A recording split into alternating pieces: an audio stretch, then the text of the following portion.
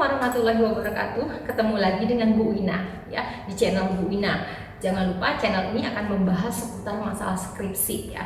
Kalau misalnya teman-teman merasa ini penting, silakan di subscribe, kemudian di like atau komentar bagi teman-teman yang membutuhkan materi apa gitu. Nah, baik, pada video kali ini Bu Wina akan membahas tentang seputar daftar pertanyaan yang ditanyakan saat kamu sedang atau akan melakukan ujian seminar proposal ya, seminar proposal. Jadi seminar proposal ini menjadi awalan apakah tema yang kamu ajukan itu diterima atau tidak, apakah yang kamu sudah rencanakan dalam proposal kamu itu bisa dilakukan atau tidak. Oke, baik, kita simak sama-sama ya. Oke, kita sudah masuk ke pertanyaan ya. Kali ini kita akan bahas tentang daftar pertanyaan yang muncul ketika seminar proposal ya, seminar proposal. Nah, baik, pertanyaan pertama, langsung saja kita pertanyaan pertama. Pertanyaan pertama yang ditanyakan adalah, apa sih judul penelitian Anda? Apa sih judul skripsi Anda gitu kan? Kayaknya ini gampang banget, harusnya menjadi gampang. Tetapi dalam ruangan seminar proposal mungkin banyak teman-teman Anda, banyak ada penguji, ada pembimbing gitu kan, kita jadi blank. Nanti bahayanya adalah kita nggak hafal judul dari skripsi kita sendiri gitu kan. Ingat, Anda harus hafalkan skripsi kalian, oke? Nah, pertanyaan kedua yaitu, mengapa Anda mengambil judul ini? Nah, jangan bilang karena ini yang gampang atau karena ini yang di ACC untuk dikerjakan Bapak Ibu gitu kan. Jangan, memang ini yang di ACC, tapi jangan bilang seperti itu. Tetapi Anda harus jelaskan apa yang mendasari Anda untuk mengambil judul ini. Jadi jawabnya secara ilmiah, jangan karena ini yang di ACC terus kalian ambil judul ini gitu ya. Jawabnya yang ilmiah sekali lagi, karena di sini terdapat permasalahan atau pada topik ini sangat menarik karena update atau isu-isu terbaru dalam bidang pendidikan misalnya seperti itu. Pertanyaan ketiga adalah, apa yang melatar belakangi Anda mengambil topik ini ya. Tadi hampir sama dengan tadi, cuman kontennya agak sedikit berbeda. Apa yang melatar belakangi Anda? Jadi ini Anda menceritakan tentang latar belakang pada draft skripsi Anda. Pertanyaan keempat adalah, apa sih masalah pada penelitian Anda gitu kan ya. Sebenarnya masalahmu apa toh yang mendasari kamu? Jangan bilang karena saya habis ditolak Bu, atau misalnya saya habis putus cinta, atau saya nggak punya uang. Jangan begitu, tetapi sekali lagi adalah jawaban-jawaban yang ilmiah ya teman-teman ya, jawaban yang menyatakan bahwa penelitian ini tuh masalah penelitian ini adalah bla bla bla, kalian jelaskan, kalian uraikan di situ ya. Nah, kemudian pertanyaan kelima adalah, mengapa menurut Anda judul ini penting untuk diteliti? Nah, jadi jawabnya adalah berdasarkan hasil observasi, ya kan? Atau jika ditemukan jawaban atas permasalahan ini, maka kita akan dapat mengatasi miskonsepsi pada siswa. Jadi jawabannya seperti itu. Pertanyaan nomor 6 ya. Apakah identifikasi masalah Anda sudah tepat? Nah, ini sebenarnya pertanyaan yang agak-agak sebenarnya penting ya, tetapi justru ini akan melihat nih awalan Anda nih ya. Jadi akan dibahas, akan ditanyakan satu persatu identifikasi masalah Anda sudah tepat atau belum. Bisa nggak sih Anda mempertahankan ini, atau apakah ini menjadi suatu masalah pada penelitian Anda gitu kan ya. Nah, tentunya Anda harus menjawab adanya kesenjangan antara kondisi ideal dengan realitanya seperti apa. Jadi idealnya pembelajaran itu seperti ini Bu, fisika itu harus pembelajarannya dengan praktikum, tetapi pada kenyataannya di sekolah praktikum tidak pernah dilaksanakan. Itu kan menjadi permasalahan tuh. Nah, itu yang menjadi identifikasi permasalahan di penelitian Anda. Nah, lanjut kepada pertanyaan ke-7. Apa sih objek penelitian Anda, atau siapa objek penelitian Anda? Nah, misalnya kalau dalam bidang pendidikan, objek penelitian itu adalah peserta didik atau siswa kita ya. Jadi jangan lupa, jadi semacam sampel ya. Objek penelitian itu adalah siapa orang atau siapa yang kita teliti gitu kan ya. Itu objek penelitian. Tadi sudah ditanyain apa sih objeknya atau siapa sampelnya gitu kan ya. Nah, lalu merembet ke pertanyaan berikutnya. Apa apa yang ingin Anda kaji dari objek tersebut. Objeknya adalah siswa. Lalu apa yang dikaji dari siswa? Kan gitu kan logikanya, pertanyaannya kan arahnya ke sana.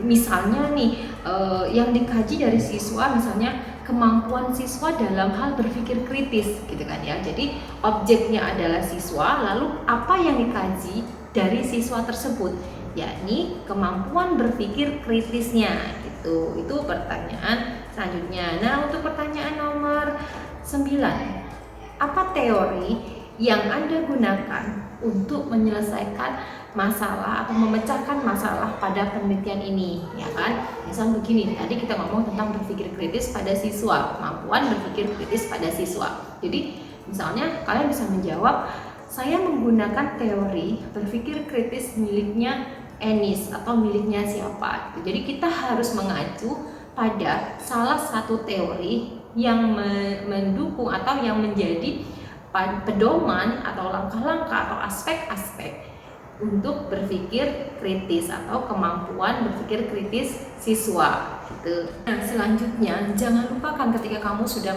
memilih teori tertentu untuk berpikir kritisnya, maka kamu harus hafal. Kamu harus mengingat apa sih aspek-aspek dari teori tersebut, apa langkah-langkahnya gitu kan ya. Jadi pertanyaannya adalah apa langkah-langkah yang Anda gunakan untuk teori ini. Jadi atau apakah apa saja aspek untuk teori yang Anda gunakan gitu kan. Itu tentunya juga menjadi pertanyaan lanjutan. Jadi dosen kamu atau penguji kamu itu ingin mengetahui apakah kamu paham aspek-aspek yang kamu gunakan pada penelitian kamu gitu kan ya teman-teman. Oke. Selanjutnya adalah pertanyaan seputar metodologi penelitian ya, atau di bab 3 gitu biasanya. Nah, pertanyaan pertama yang muncul adalah metode apa yang Anda gunakan dalam penelitian ini, atau pendekatan penelitian apa yang Anda gunakan di sini gitu kan ya. Anda bisa menjelaskan tentang metode kualitatif, kuantitatif, alasan Anda menggunakan itu apa, karena bisa menyampaikan argumentasi Anda bahwa pendekatan itu atau metode itu cocok Anda gunakan untuk menyelesaikan permasalahan penelitian Anda ya gitu. Nah, terus setelah metode nanti akan ada pertanyaan berikutnya adalah data yang Anda ambil itu berupa data apa gitu kan. Nah, di sini arahnya bisa ada dua, data bisa ngomongin masalah data primer, data sekunder. Anda harus bisa membedakan antara kedua hal tersebut, kedua jenis data tersebut. Atau juga bisa data kualitatif atau data kuantitatif. Nah, di sini Anda harus memetakan, harus mengelompokkan dalam skripsi Anda mana yang data kualitatif, mana yang data kuantitatif, ya kan? Data tersebut berupa apa? Atau bisa juga data tersebut itu menjawab pertanyaan penelitian yang mana. Jadi Anda harus benar-benar paham di sini, karena ketika penguji bertanya demikian, maka penguji itu sebenarnya ingin tahu Anda paham nggak sih untuk menjawab pertanyaan penelitian Anda, datanya itu apa saja sih, atau apa yang digunakan, atau data apa yang dikumpulkan untuk menjawab pertanyaan tersebut, atau sesuai nggak sih dengan rumusan masalah yang Anda ajukan dalam penelitian Anda. Oke, pertanyaan ke-14 yaitu terkait teknik apa sih dalam memperoleh data ya. Di sini tuh teman-teman mahasiswa tuh sering kebalik-balik, tidak bisa membedakan mana yang teknik, mana yang metode. Jadi teman-teman saya sampaikan bahwa yang namanya teknik dalam penelitian tuh ada dua gitu kan ya, teknik tes dan teknik non tes gitu kan. Kalau misalnya teknik tes, metodenya adalah metode tes ya. Tetapi kalau non tes, metodenya itu bisa jadi metode observasi, metode angket, atau metode wawancara. Jadi teknik itu bukan teknik wawancara, bukan metodenya wawancara gitu. Tekniknya non tes gitu kan ya. Nah, ini perlu kalian pahami. Kalian harus menceritakan untuk metode tes apa yang kalian lakukan kepada siswanya untuk menjawab pertanyaan yang mana. Metode wawancara apa yang diambil data wawancaranya gitu kan untuk menjawab pertanyaan yang mana gitu. Nah, selanjutnya adalah ke-15 ada teknik pemilihan sampel ya, atau teknik sampling. Ini penting nih ya.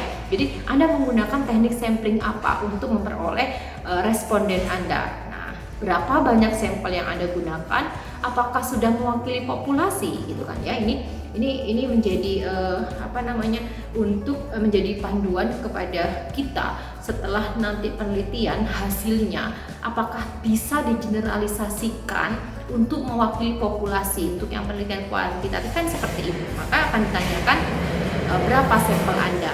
Nah, kalau untuk penelitian jenis kualitatif nggak akan ditanyakan teknik sampelnya, tetapi berapa responden Anda, lalu apakah responden tersebut sudah sesuai dengan tujuan penelitian gitu kan. Apakah responden, apa alasan Anda mengambil responden itu untuk penelitian kualitatif. Nah, pertanyaan ke-16 teman-teman, analisis data seperti apa yang Anda gunakan untuk penelitian ini? Kalian harus bisa menjelaskan analisis data, semua analisis data yang teman-teman gunakan untuk menganalisis data-data yang teman-teman peroleh dari hasil penelitian gitu kan.